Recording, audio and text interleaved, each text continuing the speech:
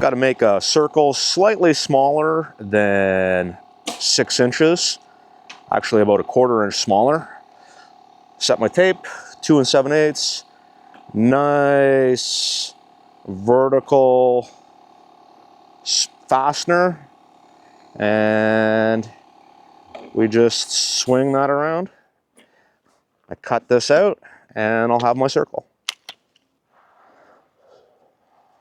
One of the reasons that I always make sure we have a pair of scissors or some type of shears on hand.